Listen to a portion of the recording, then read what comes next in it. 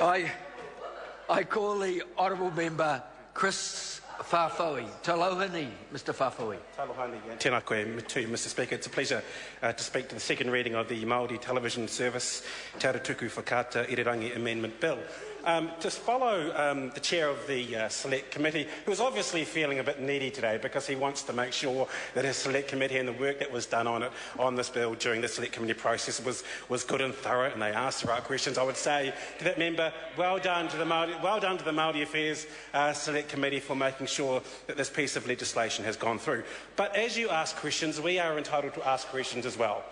And there are a number of questions that my colleague Claire Curran has raised about the analogue spectrum, which is about to become digital spectrum, and the ownership and where that lies and what profit and what monies will come of that are very pertinent questions, because basically that spectrum is being taken off Māori TV, being put in another entity, and to what end?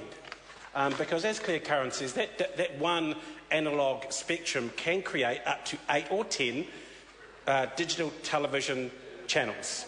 Now, the ability for Māori TV to hold on to those and use those in the future could have been huge revenue gathering for MTS. To sell those off or to lease those off to create more revenue, to make sure that their goal of making sure that the reo, their language and their culture is enhanced through MTS and giving them more revenue could have been enhanced by having the rights to lease that spectrum. But in this case, it is being put into another entity at arm's length from MTS, and we're not quite sure what that means for MTS. So I think they are absolutely valid questions that Claire Curran has put forward, obviously criticised by Tauhenere. He can do that, that's his entitlement, but still absolutely valid questions being put by this side of the House. And I would like to come back to this notion of questions, because we've asked some questions around the appropriateness of the process around the appointment of a new chief executive at Māori TV. Just like the media have freedom to ask questions, we have the freedom to ask questions in this House as well. We have serious concerns about the process and the fairness in the process around the appointment of a new chief executive. And there has been some criticism from the Māori Party and some others in New Zealand about the right of this party to ask questions. And I would say to those people who criticise for asking those questions, well, bad luck. We're the opposition, and it's absolutely our right. If we think there is an issue to bring to this House, then we will ask them. Because there is $36 million of taxpayer funding appropriated to Māori television. And we have to be absolutely clear that the person that is running that organisation, not just because of the money, but the importance, and I think Claire Curran used the word taonga, the absolute importance of this Māori television service to the Indigenous culture of New Zealand, that person has to be above board. And we will absolutely ask those questions to make sure that that person is the right person for the job. Claire Curran also set the scene of the importance of Māori TV, or for Māori, the importance of Māori TV, not just for Māori but also for non-Māori. And I understand the vision of Māori TV. It is to make sure that their language and their culture is strong, that they have a voice and a face for the culture here in New Zealand, so that they can influence, celebrate, educate and communicate with their people to expand the use of their language and to make sure that things that are very important to that culture are viewed around the country. And I think many people would argue at the moment that Māori TV has become the default state broadcaster in New Zealand. And I would have to agree with them to quite a large extent. Because if you have a look at some of the programming that they're running, especially special occasions, I can think of their huge Anzac Day coverage that they run now, and of course a lot of sports that they're covering now, that they certainly are the default state broadcaster here in New Zealand. Māori TV has also come under fire for some what I would call hard-hitting journalism recently. There was some criticism in this House about that type of journalism, But I would ask that this House and those parties actually think about what they're saying. Because hard-hitting journalism, the likes of what we have seen on Native Affairs recently, absolutely can respect the tikanga of the Maori culture, but also hold the values of journalism and good journalism about the way that they do things. And I've certainly think that what we've seen from Native Affairs and the news department out of MTS is absolutely top standard and is asking the right questions that need to be asked.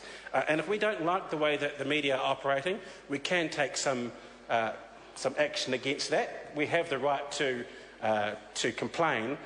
But as a rule, it's their job to hold us to account and to hold public office holders to account. And I think they've done that very, very well in the last month or two. And we certainly know that the journalists from Maori TV are no soft touch, and it may not suit everyone in this House, but that is the reality that we have of living in a free democracy. So I think that Maori TV certainly ticks most of the boxes for what you can expect from a state-funded broadcaster. And in fact, in their statement of intent, which the Minister who has taken the first call has mentioned today, it says that one of their major outcomes that they want over the next 3 years is to develop an independent Maori television broadcaster that is relevant, effective and widely accessible, and I certainly think they are doing that. So the question of who runs it, who the chief executive is very important, because they need to be fiercely independent and I think very importantly beyond political interference. And what we've got here at the situation at the moment, I think is, and it's yet to be fully proved, but I think it will be in time, there seems that process in appointing a chief executive at Maori television and its independence and beyond political interference is certainly under threat. There are some serious responsibilities under this bill that the Maori TV service has to achieve. And if I can take this opportunity, Mr Speaker, just to read Clause 8 of this bill, the functions of the service, because it is being replaced. The function of the Maori television service is the principal function of the service is to contribute to the protection and promotion of te reo Māori through the provision in te reo Māori and English of a high-quality, cost-effective television service that informs, educates, entertains viewers and enriches New Zealand society, culture and heritage. All of those things, Mr Speaker, that's right, all of these things, Mr Speaker, are very, very important. So we have to have someone in that role that ticks a hell of a lot of boxes, because they have to have a unique set of skills. They have to understand all things Māori, whether it be the reo, whether it be the culture, whether it be the changing nature of the Māori population in New Zealand, to make sure that the coverage that they put on their programming suits that audience. They also obviously have to understand broadcasting, have an eye on the fast-changing technology. They've got to grow the use of the language, and importantly be in charge of, as I mentioned, $36 million of taxpayer funding all up that is roughly given to them each year. So all of those boxes, Mr Speaker, have to be ticked very well.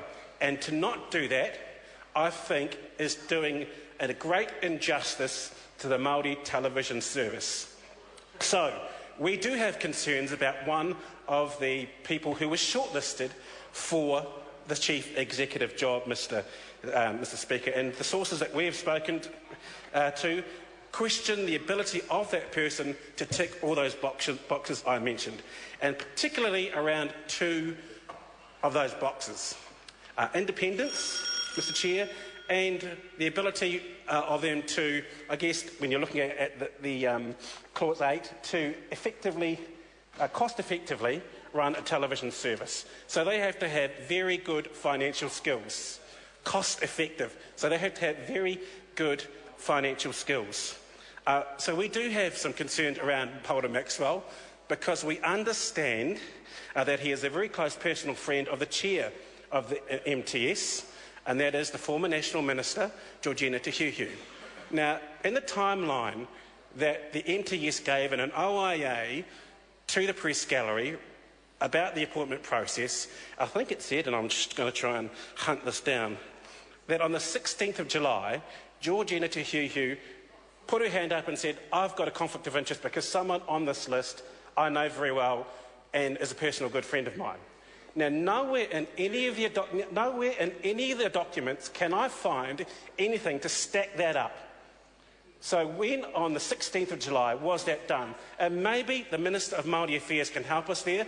I can find something about 6 weeks later, but according to MTS, on the 16th of July, Georgina Tahuhu said that I have a personal relationship with this person. I'm putting my hand up. At least she did it. But also, Mr Chair, we've got problems with the previous employment of Mr Maxwell at TVNZ. Mr Maxwell can clear that up if he just sees why he left. So, Mr Chair, Mr Speaker, this can be easily concluded. Either the TVNZ or Mr Maxwell can clear up why he left TVNZ. Right. Mr Speaker. I call the honourable member, Materia Ture. Tēnā koe. Tēnā koe, Mr Speaker. Tēnā koe te whare. I don't think I'm going to take all the time that I have available for this call. We're very supportive of this legislation. We're very pleased that the review has been complete and that the legislation came before the Select Committee. The Green Party, of course, was one of only 2 parties that voted in favour of the Māori television legislation in 2003 that led to it being established. It was a very proud moment for us, and for me, I was a brand new MP. I'd only been in Parliament for less than a year, and I remember negotiating. I can't say I was particularly good at it, but negotiating with Parikura Horemia, who was Minister at the time, over how the service would be expanded and shared, particularly amongst marae, and there were a great deal of issues. But it was momentous that the bill did pass, but I would just note only with 2 political parties voting for it, us and Labour. It was the National Party did not support the legislation at the time. And the service is now, the legislation is now a little bit over